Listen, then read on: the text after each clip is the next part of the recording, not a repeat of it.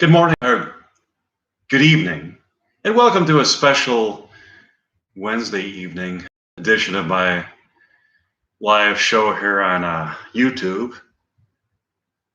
Tonight, I would like to give you my analysis of Katy Perry songs here, maybe a few other things. Let's start with the song Fingerprints. The song is in the key of G.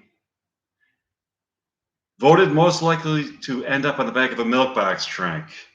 Looks like letting them down. Okay, so it sounds like Katy Perry sounds like she probably had a lot of naysayers growing up and a lot of people that told her she couldn't do it.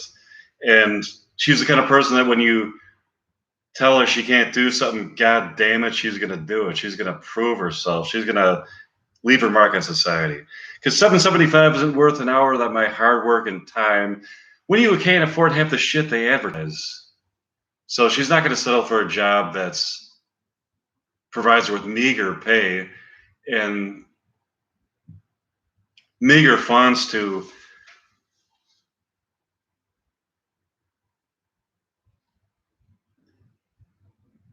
I'm worth more than the more than the two-tag generation full of regards. I won't settle, I can't settle. So um,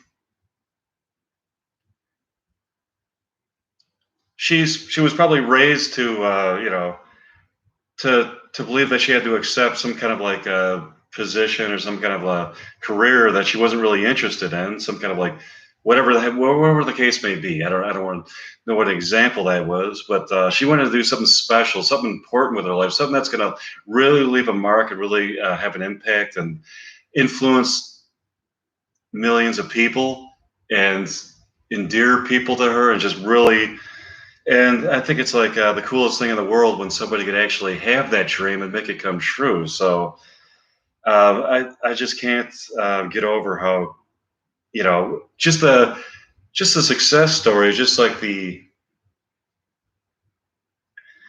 want to break the mold. I want to break the stereotype. She doesn't want to just be just every other girl that's just going to be a housewife or a wallflower. She wants to really do something important, something just really visionary and creative with her life, something that's going to like really influence people and bring joy to people's lives. And she's going to be fondly remembered and perhaps even immortalized. Fist of the air. I'm not going down with the fight. I just really love her, like just like the courage and like the determination, just the gutsiness and the determination, and just like the gung ho. It's almost like she embodies both she embodies the finest attributes of both the male and the female part of the human psyche. It's my life, and I'm not sitting on the sidelines watching it pass me by. She's not going to just like passively sit and watch her life pass by while other people are doing great things. She's not going to let anything get in her way. I'm leaving you my legacy. I'm going to make my mark. I'm going to run it hard. Okay, so she's using a sports metaphor. That's okay. I want you to remember leaving my fingerprint. So that's another good metaphor. Representing you and me, don't you want to go down in history? Rather than, and they got begging on the streets, trading under table favors for a place to sleep. So now I think she's kind of just getting carried away, just kind of putting a little bit of her sense of humor into it, and she's just kind of thinking about like worst case scenarios, but so she's kind of bringing some kind of like melodramatic element into it. But really, it's just it's a story about guts and determination and never giving in to your never giving up the dream. Because I'm worth more than okay. Wait. So this is so stop writing prescriptions for my Ritalin. I can't focus my attention. So they could kind of like maybe allude to the possibility that maybe the Ritalin is almost like something that I don't know. It's just all about like maybe certain family members or acquaintances, perhaps, or whatever it was that were trying to steer her in a different direction. She never gave up, and she never let anything get in their way. And just through raw guts and determination, she really achieved her dreams. Don't give up. Build your house on the rock, not in the sand where it will sink or whatever, leaving you my fingerprints in the end. So that was a really good Katy Perry song. Another good Katy Perry song is "Waking Up in Vegas." So this is it's kind of a funny song. It's kind of about. I saw the video. It's the coolest video. You got to see the video. It's kind of like it's just her kind of like having just kind of a rendezvous in Las Vegas and kind of waking up.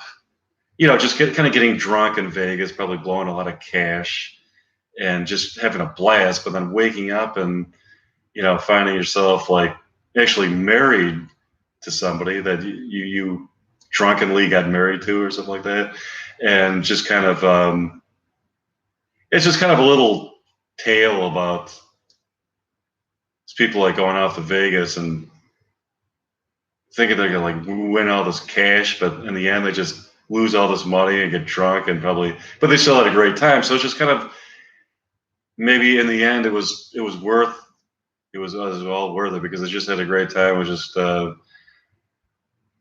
just an adventure. You Gotta Help Me Out. It's all Blur last night. I think it's one of her best pop songs, actually. I don't know if you would agree with that or not, but We Need a Taxi because you're hungover and I'm broke. I lost my fake ID, but you lost the motel key. Spurring me your freaking dirty look. She probably wanted to say fucking, but it was censored for she's on a major label. Okay.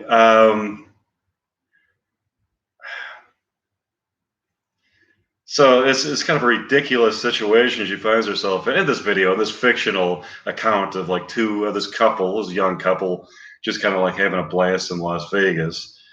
It's a funny video. It's a really cool video, and it actually features Penn and Teller, those magicians. Those two funny dudes, Penn and Teller. Big fan of those guys. Let's see. No, don't blame me. You want to cash out and get the hell out of town. Don't be a baby. Remember what you told me. Okay, so what is she saying? What does she really mean? What is the deeper meaning behind that? So she's pretty much saying that, like, the guy that she was with, they went up to Vegas and they lost all this money gambling, and they inadvertently got married while they were drunk. Don't be a baby. Remember what you told me. Shut up. And that's what he told her. He told her to shut up and put your money where your mouth is. That's what you get for waking up in Vegas. Get up and shake the glitter off your clothes. Now that's what you get for waking up in Vegas. Why are these lights so bright? Oh, did we get hitched last night? She looks at her hands. There's a ring on her hand. She actually got married in a drunken state. She decided to get married, and she wouldn't have gotten married to that idiot if she was sober. No offense to whoever plays his husband. I don't know. No, I've seen him before. He's actually a pretty funny guy. Dressed up like Elvis, and why am I wearing your class ring? Don't call your mother, because now we're partners in crime. Don't be a baby. Remember what you told me. So I'll read it like a script. The Katy Perry song, Waking Up in Vegas, I'll read it like a script. Because it's actually such good songwriting, you could actually read it as if it were a script. So I'll read it like a script. Shut up and put your money where your mouth is. Now that's what you get for waking up in Vegas. Get up and shake the glitter off your clothes up. That's what you get for waking up in Vegas. And then I like the line, why are these lights so bright? They keep them bright they try to keep you as sober as possible so you can like keep blowing more cash on the slot machines, and they keep them. It tries to keep you awake, and that's why they keep the lights really light. That's why Vegas is all lit up, so you're all your neurons are firing. You're semi sober, and you're just sober enough to keep gambling and losing money. So that's why the lights are so bright, Katie. The lights are so bright. And then dressed up like Elvis. There's all those like Elvis impersonators in Vegas, so that's kind of funny. Let's see.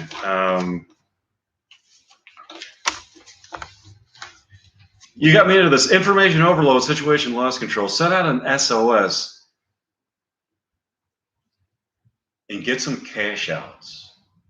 We're going to tear up the town.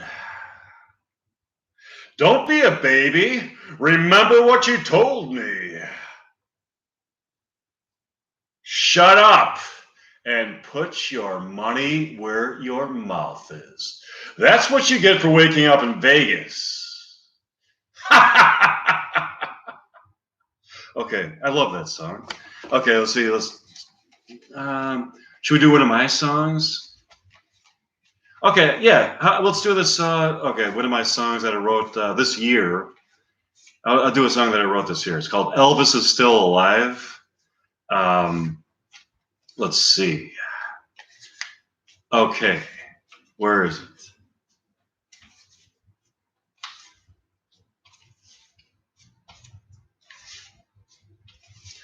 Oh, where the fuck is it? Okay. No, I just saw it. Where the fuck is it? I saw it. Okay. Where is it? Where the fuck is it? Come on. Where? Oh, here it is. Okay. Elvis is still alive. He lives inside your attic with 7 wives. Okay. So maybe it doesn't have any this doesn't have any necessarily have any complex meaning. It doesn't have any socio philosophical or any kind of political insight. That's not what it's about. That's what I was trying to do with the song. I wasn't trying to delve into a deeper understanding of a man's existential dilemmas or anything. It's just kind of a fun novelty song. And how did I come up with the song? I was just sitting here in this basement, and I was just looking at a picture of Elvis. It's kind of like a painting of Elvis down here, and I just by seeing that, I just thought of write a song about Elvis. Then I thought, what should it be about? Just Elvis still being alive and coming up with some kind of hokey, kind of campy type of story about the fact that he still is alive. And not only is he alive, he lives in your attic with 7 wives. He drives his car into the heart of the American night. So I kind of like that line. What do I mean by that? Just kind of like the feeling you get just cruising, just that cruising on a Sunday afternoon, just kind of that liberating feel you get, just kind of like that. You got the top down, you got the shag carpet seat, you got the fuzzy dice hanging from the rearview mirror, you got the shag seats, you got a beautiful babe in the passenger seat, you're cruising around in the moonlight, just that liberated, free-spirited, all-American boy or girl feeling, just kind of like that, just that great liberated, don't tread on me, fuck off, life, liberty, and the pursuit of happiness, the pursuit of equity, the pursuit of liberty, justice, and freedom for all, that kind of liberating American spirit, driving around with the American spirit, the American rock and roll on the radio, blasting in the radio waves, blasting all the way up in the stratosphere. You got it cranked. It's like you've got some Aerosmith cranked in your car with the shag seats. You're getting a blowjob from your sweetie as you're driving. Actually, while driving, I've gotten blowjobs from girls while driving. Oh God, you should try that. Well, I mean, there's the Mile High Club, but then there's also the blowjob while driving club. You got to join that one too. Okay, so let's see. He wanders through the streets of Nashville, See, I don't know. Where did I come up with these lines? Just kind of letting my imagination run wild. Stream of consciousness. Looking for a bar. Mm-hmm. Elvis is still alive. He wants to meet you in a place wherever you are.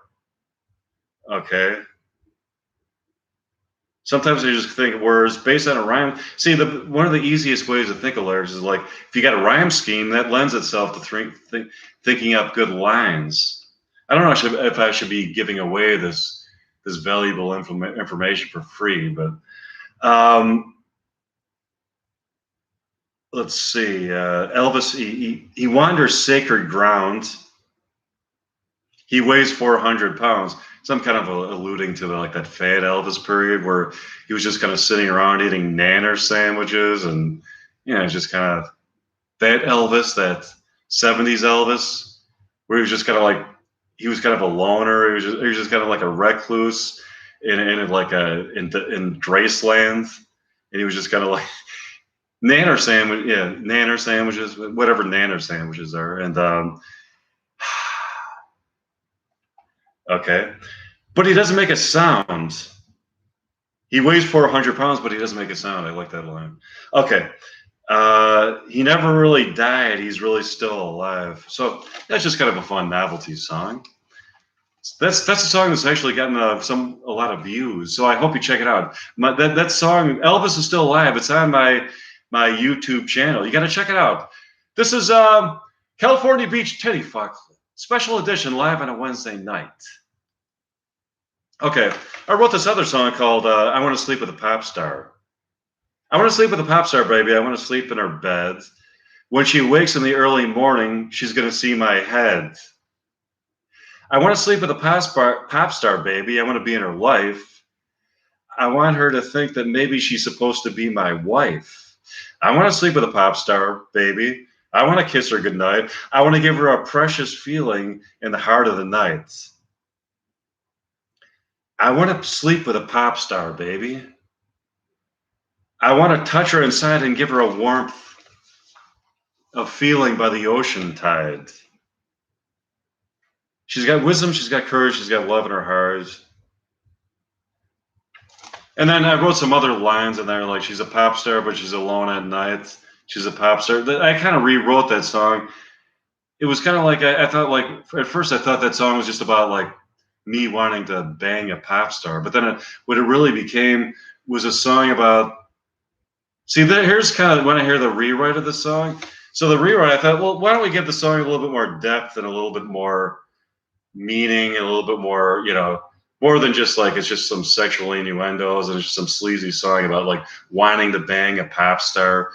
Why don't we write a song about just like the inner workings of her mind and just like her psychological cycles and her psyche and her try to delve into like her what's going on in her mind. She's not just an ordinary girl. She's from an extraordinary world. She's living in motion. There's a sound that comes from the ocean that surrounds. She's a pop star driving in a brand new car, a pop star alone in an empty bar. Now she's living the dream. Now she's screaming the scream. So what I really was trying to say that she's a pop star, and she seems to have everything going for her. She's like a billionaire, and she's like at the top of the charts. She seems to be living the most like charmed, glamorous life that any human being could actually hope for. And yet she's all alone at night. She's driving around alone, and she doesn't really have any true close friends. So ironically, she's got millions of fans, but nobody that she could really connect to on a very personal, intimate level. And that's the irony of her life. So I thought, like, instead of just having the song about me, lusting after a pop star, let's get into the human side of her and what her psychological makeup is. She's a pop star, but she's alone at night. She's a pop star, but she's a desperate sight. Take me into your life, maybe you'll be my wife. So it's kind of like me, coming into her life and just like I'm like kind of like saving her from her loneliness and misery. And of course, being the writer of this song, of course, I'm going to write myself into the song as the protagonist of the. But no, who wouldn't, right? Okay. um, she's a pop star in need of a loving man. She's a pop star from a deserted land. Look deep into ours. Travel up in the sky. Whatever that. That's not the best line in there, but okay. Let's see. So I like that's. I don't know if I ever like turn that song into like a real catchy song, or if it's still just the lyrics are one of those. Some of these songs I have, the lyrics are good, but there's no catchy melody to it, or there's no hook to it. So I got to work on the hook. And some of the songs, the melody is really good, but the lyrics suck. So I got to find you got to combine them both and like kind of like blend them into that magic formula where the lyrics are great and then the hooks and the melodies are in there. That's when you've got a memorable song that could be like a classic. Okay.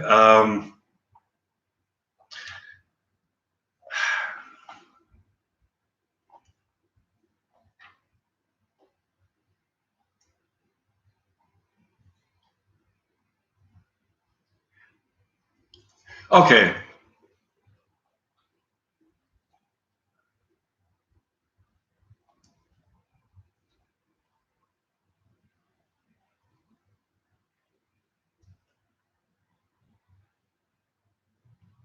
So let's see what else I got.